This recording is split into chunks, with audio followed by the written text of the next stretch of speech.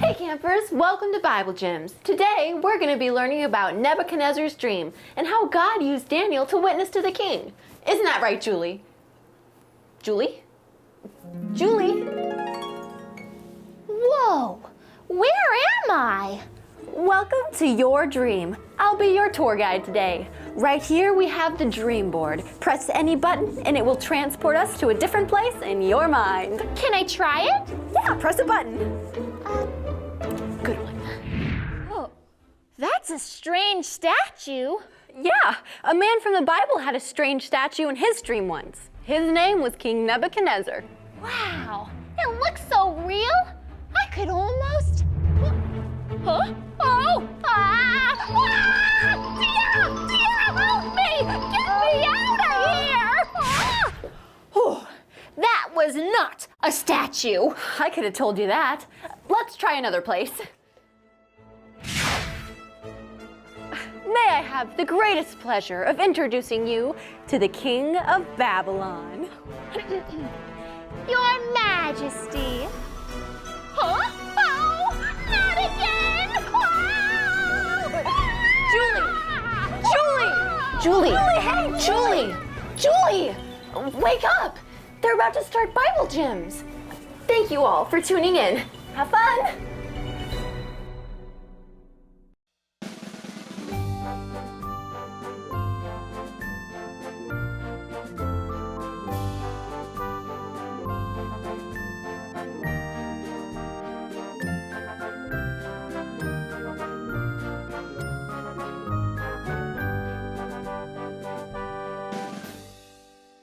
This is so awesome. I just love it. I'm so excited about it. I can hardly wait. Wow. Auntie Linda, we think we found the real gems. Oh, they are beautiful, but it's not the real gem. This is the real gem. Hi, boys and girls. Welcome to Bible Gems. We're so glad you're here, and we have a special gem today. Oh, Miss Jody, do you think you could sing about that? Yes. All right. I think so. Whether you eat or drink or whatever you do all to the glory of God. Whether you eat or drink or whatever you do all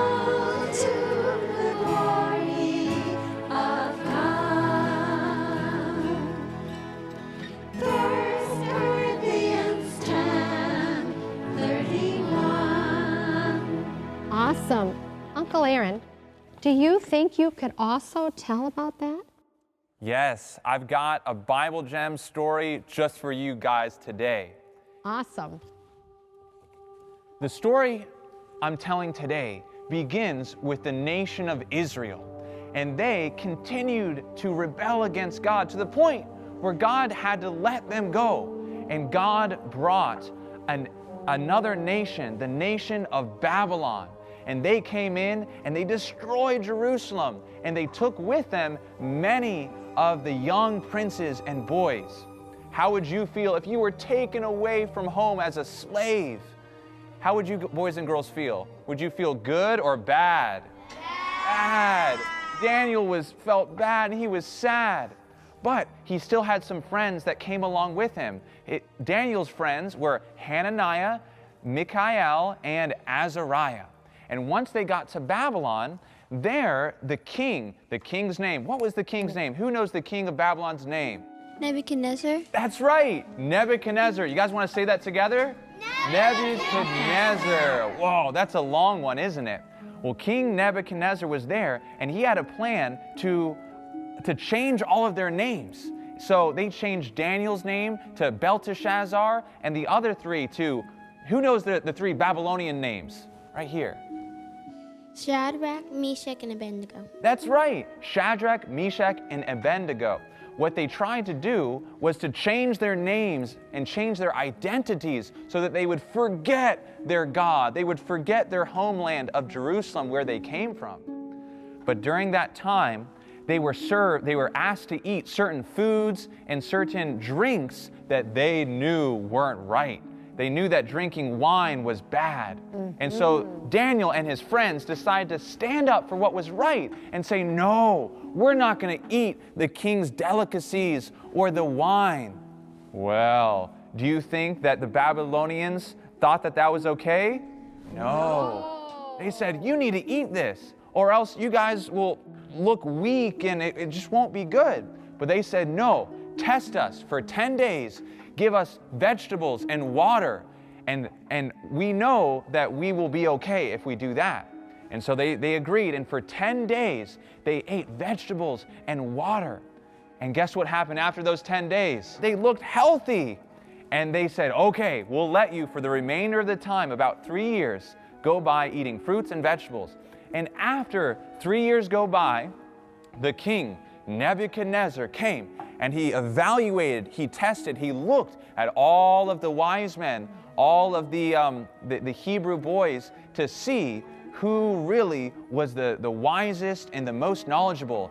And guess what? 4 boys were the smartest and the wisest of them all. Yeah. Shadrach, Meshach, and Abednego. Yes, and Daniel. That's right, the 4 Hebrew boys who chose to purpose in their heart to be faithful to God. Now, they were shown to be so much wiser than all, and they were given knowledge and wisdom, and Daniel was given a special gift of understanding dreams and visions. In fact, one night, King Nebuchadnezzar had a dream. Oh. That was a terrible dream. I can't remember what it was. The king had the dream, and like he said, he couldn't remember what it was. So he decided to call his wise men and magicians together so that they could help understand the dream. Guard, go get my magicians and wise men and bring them here at once. And so the magicians and the wise men were brought, and they came all before the king. All of them came. And they bowed low to the king. Arise. I have been troubled in the night seasons with a terrible dream, but I cannot remember the dream or what the dream means. Tell me what I dreamt and give me the interpretation. Do we have the answer for such a question? No. Your Majesty, no king has ever made such a request. Tell us your dream and we will we will tell you the interpretation. You are the Chaldeans. You claim to interpret dreams and know the future, but you are not able to answer my dream. If you cannot give me my dream and its interpretation, you will be killed and your houses will be leveled. Guard, take them away. Begin the process of destruction. So then the decree went out, and the wise men were beginning to get apprehended, but then they found Daniel, and Daniel came before the king and said to him, "King, please give us more time." And the king agreed to give some time to Daniel and his 3 companions that they might pray and ask their God to give them skill and wisdom to understand. So Daniel came together with his friends, Hananiah, Mishael, and Azariah, and they prayed to the God of heaven, and they asked him to give them wisdom and to reveal the dream. And what happened? Did God reveal the dream to Daniel and his friends? Yes. Yes. God came through just like you and me. Today, if we pray for God to answer our prayers, He always answers them. So Daniel prayed this prayer and with boldness came back to the king. And as he approached the king said, Daniel, can you tell me the dream and its interpretation? "O king, no mere man can tell you the dream or the interpretation." What? "But, king, there is a God in heaven who knows the dream, and he has revealed to me the dream and its interpretation." So with the help of God, I will now reveal to you the dream and its interpretation. Say on. Well, O king, you saw in your dream a great image. And this image, his splendor was awesome. That's right. It had a head made of gold. Yes. And a chest of silver. That's right. And its belly and thighs were made of bronze. Yes. And its legs, his legs were long and made out of iron. That's exactly it. And as it went down to the feet and the toes, it was a mixture of the iron and with clay. And then you saw, O king, an amazing thing. You saw a stone that was cut out without hands from a faraway mountain. And that stone came, and it came all the way down, and it struck the image on the feet. And then the whole statue was destroyed. Yes. This, O king, is the dream. Now the God of heaven will reveal to you the interpretation. Are you ready, O king, for the interpretation? Say on. The interpretation is that each part of metal represents a kingdom, and you, O king, are this head of gold. Of course. But after you, unfortunately, king, there will come another kingdom, a kingdom inferior to yours, made out of silver. And then a third kingdom of bronze, which will conquer the whole world. Then a fourth kingdom of iron will come. But after that fourth kingdom, no one will defeat it. It will be divided. And after its divisions, O king, that's where the great stone, which is God's kingdom, will come and destroy all the kingdoms of this earth. For God is the great king. He sets up kings and he does away with kings. God is the one who's truly in charge of the world. Wow. Do you boys and girls believe that God's in charge of everything? Yeah! Oh, great king, this is the dream, and its interpretation is sure. Daniel, you have given me the dream and its interpretation.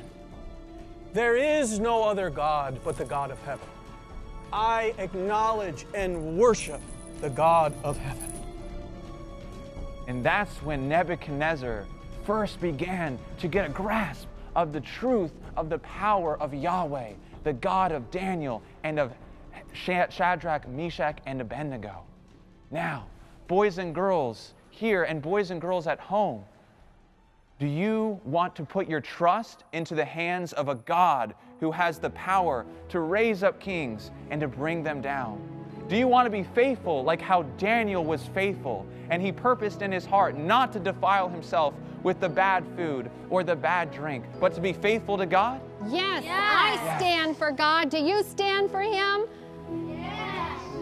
Oh, boys and girls, the excitement is that someday we are going to get to go home with Him.